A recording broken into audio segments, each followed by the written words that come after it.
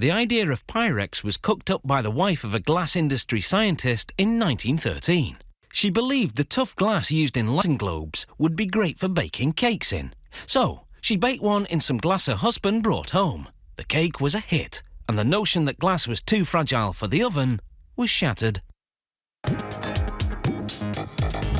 Today, you'll find glass cookware of various shapes in most homes. A true recipe for success. A batch feeder pushes ingredients into a large furnace as they spill out of a bin overhead.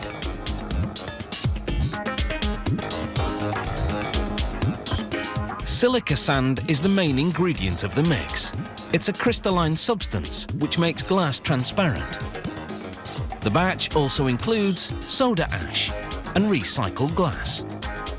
Some of the other ingredients are a trade secret.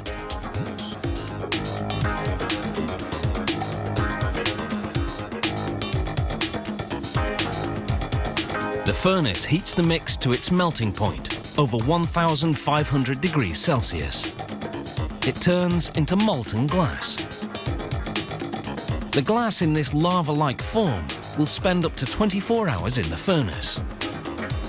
On its way out, mechanical shears cut it into gobs. The gobs slide down a water-cooled chute and drop into a baking dish-shaped mould.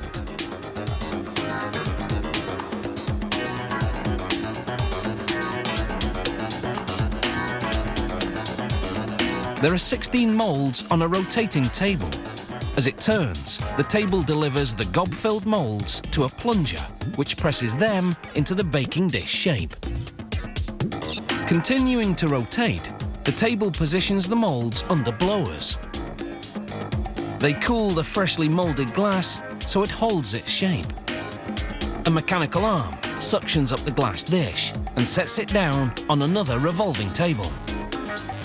Flames lick the glassware from burners above and below. The dish is exposed to a temperature of over 1,000 degrees Celsius. This softens its sharp edges so that the rim is smooth.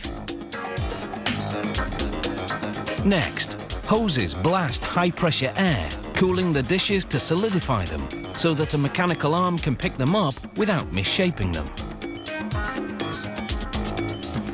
It transports the glass dishes to a conveyor belt. Further down, another arm feeds the dishes to a kiln, where heating and cooling cycles temper the glass. This is what gives the toughened glass its strength. Now it's time to put a lid on things. A different plunger presses glass gobs into a lid shape. Every good lid should have a knob. So, a valve inside the mould forms one, and then thrusts the lid upwards to be picked up by a mechanical arm. The arm flips its lid and sets it down on a conveyor belt. The lids are on the move, travelling through a tempering kiln.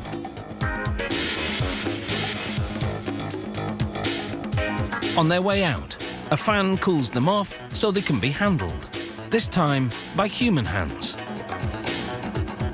Each glass lid is inspected before it's packaged. On another line, there's a product that's made to measure. Small platforms lift the measuring cups to suctioning arms that protrude from a revolving silkscreen machine.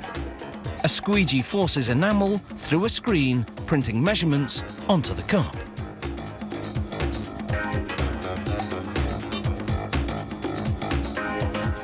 Over in the lab, this sample dish is being roughed up. Rubbing it with sandpaper mimics years of wear and tear, but it's about to be subjected to even more abuse.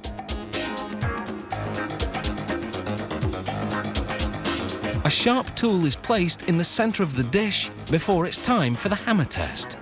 Will it break without shattering into numerous little shards? It's a clean break, which means this dish has met the quality standards. Smashing. Or to put it another way, this glass has plenty of class.